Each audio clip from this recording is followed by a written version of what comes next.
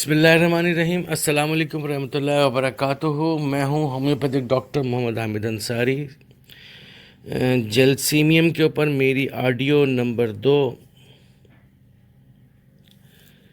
پیچھے ہم نے ذکر کیا جلسیمیم کے ڈر اور خوف کے اوپر کہ وہ گھبرا جاتا ہے، پریشان ہو جاتا ہے، اور اس کے دل کی دھڑکن تیز ہو جاتی ہے، اس کے اندر کپ کپاہٹ اندرونی اور بیرونی کپ کپاہٹ شروع ہو جاتی ہے، لرزہ شروع ہو جاتا ہے، اسے بات کرنے میں بڑی دقت پیش آتی ہے، وحشت طاری ہو جاتی ہے، سوچنے سمجھنے کی اس کے اندر صلاحیت ختم ہو جاتی ہے، وہ ذہنی طور پر مفلوج ہو جاتا ہے۔ اسی ڈر اور خوف اور گھبراہٹ کی وجہ سے وہ کوئی کام نہیں کر پاتا، اور اسی وجہ سے وہ اس کے اندر اسہال پیدا ہو جاتے ہیں، پیٹ میں مروڑ پیدا ہو جاتے ہیں۔ اس دوا میں sudden shock of bad news یا ایکسائٹمنٹ، یعنی کہ اچانک بری خبر سننے پر یا اچانک اچھی خبر سننے پر تکالیف ہو جاتی ہیں، اس کی گھبراہٹ شروع ہو جاتی ہے، اس کو دھڑکن شروع ہو جاتی ہے، اس کو اسہال شروع ہو جاتے ہیں، اس پہ خوف لرزہ طاری ہو جاتا ہے، کپ کپاہٹ طاری ہو جاتی ہے۔ اس دوا میں دکھ، درد، مایوسی نمایاں پائی جاتی ہے۔ یہ لوگوں میں بیٹھنا پسند ہی نہیں کرتا، یہ اکیلا رہنا پسند کرتا ہے۔ ہی وانٹ ٹو الون۔ معاشرے کے برے حالات، معاشرے کی بری خبریں، اس کی ارد گرد ہونے والے واقعات اس کی دماغ کے اوپر بہت گہرا اثر کرتے ہیں۔ اس دوا کا مریض اپنے دکھ درد کو ایک دم کسی کے سامنے ظاہر نہیں کرتا، اندر ہی اندر گھٹتا رہتا ہے، اندر ہی اندر جو ہے وہ اپنے آپ اس تکلیف کو، درد کو جھیلتا رہتا ہے۔ اس کا کوئی قریبی عزیز، بیوی یا بیٹا اللہ کو پیارا ہو جائے یا بچھڑ جائے تو اس کے اندر ذہنی طور پر بہت زیادہ دکھ اور درد پیدا ہو جاتا ہے۔ وہ رونا چاہتا ہے پر وہ رو نہیں پاتا، اور اسی جذبات کے مجروح ہونے پہ، جذبات کو تکلیف ہونے پہ کی وجہ سے اس کے اندر ایک اعصابی ہجیان پیدا ہو جاتا ہے، اس کو کپ کپاہٹ شروع ہو جاتی ہے، لرزہ شروع ہو جاتا ہے، اس کے اندر وہ اکیلا رہنا شروع کر دیتا ہے، وہ کسی کے سامنے آتا نہیں ہے۔ اگر وہ رو دے، اگر اپنی تکلیف کسی کے پاس بیان کر دے تو اس کی تکالیف ختم ہو جاتی ہیں۔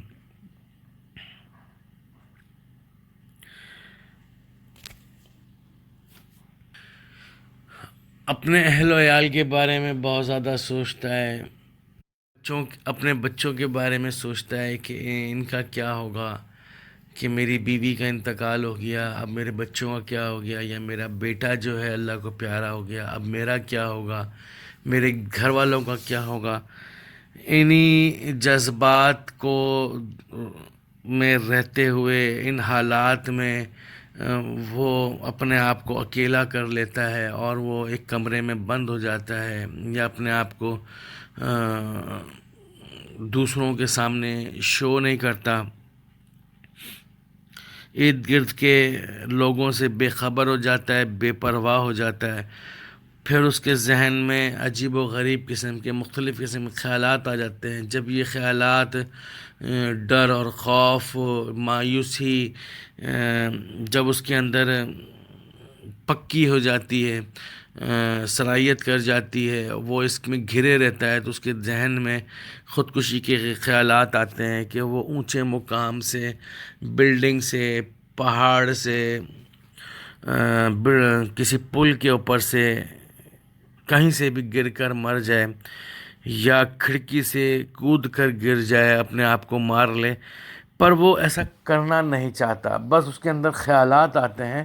اورم میٹیلیکم کا جو مریض ہوتا ہے نا، اس کے اندر خودکشی کے جو خیالات آتے ہیں نا، وہ بڑے پکے ہوتے ہیں اور پرومیننٹ ہوتے ہیں۔ اورم میٹیلیکم کے جو خودکشی کے خیالات ہوتے ہیں نا، اور وہ کر دیتا ہے، سوائے اور اس طرح نقص وامی کا بھی مریض جو ہے نا خودکشی کے آلات آتے ہیں تو وہ ایک دم اپنے آپ کو مار لیتا ہے۔ سب سے زیادہ آرم بٹیلیکم کے اندر آپ کو ملے گا، جبکہ دیگر دوسری دوائیوں کے اندر خودکشی کے خیالات آتے ضرور ہیں، پر اس میں عمل درآمد بہت کم کرتا ہے، عمل درآمد نہیں کرتا۔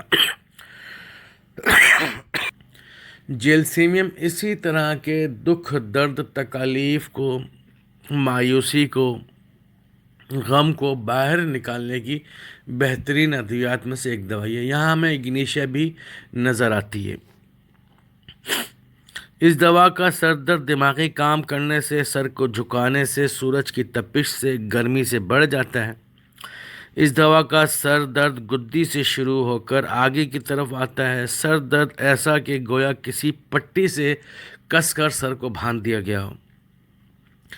سر درد سے پہلے آنکھوں کے سامنے اندھیرا چھا جاتا ہے، بینائی کم ہو جاتی ہے، دکھائی کم دینے لگتا ہے۔ سر درد کو کھل کر پیشاب آنے سے سکون ملتا ہے، درد تقریباً غائب ہو جاتا ہے۔ یہ اس کی ایک مخصوص علامت ہے کہ چاہے سر درد ہو یا کوئی بھی تکلیف ہو، اگر مریض یہ کہے کہ ڈاکٹر صاحب پیشاب آنے سے مجھے میری تکالیف کو بہت کمی آ جاتی ہے، بلکہ ایسا لگتا ہے کہ میری تکلیف تھی ہی نہیں، تو سمجھیں کہ وہ جیلسیمیم کا مریض ہے۔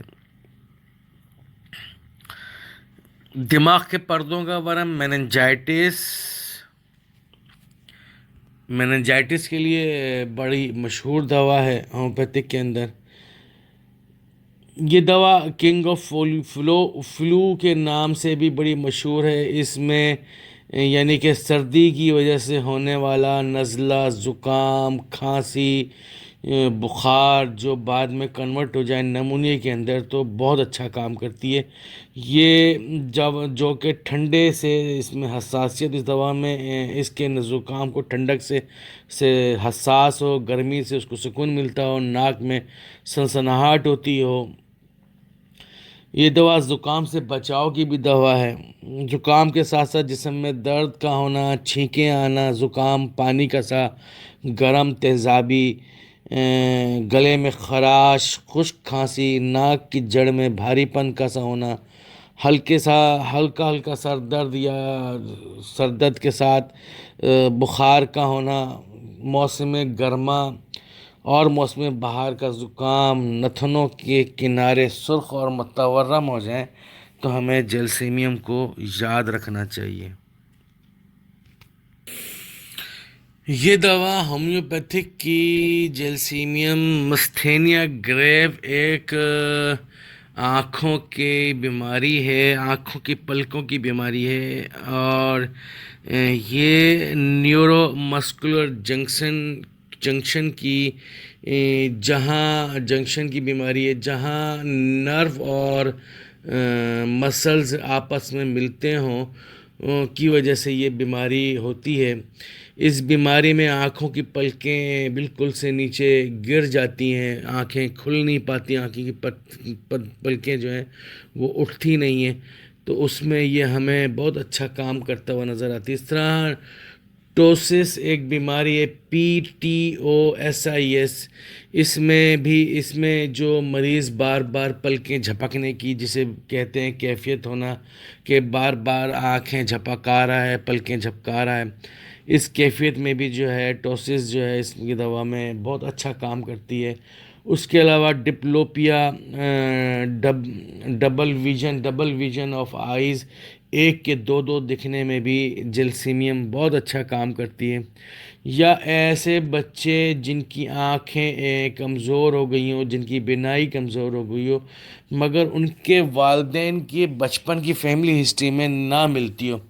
دیکھیں، ایک عمر میں آنے کے بعد تو چلیں آنکھیں کمزور ہو جاتی ہیں، پڑھنے پڑھانے میں پریشانی ہو جاتی ہے، مگر ایسی فیملی ہسٹری جن کے بچپن میں چشمہ نہ لگا ہوا ہو والدین کو، مگر ان کے بچوں کو بچپن سے ہی چشمہ لگ گیا ہو، تو اس میں ہمیں جیلسیمیم بہت اچھا کام نظر آتا ہے۔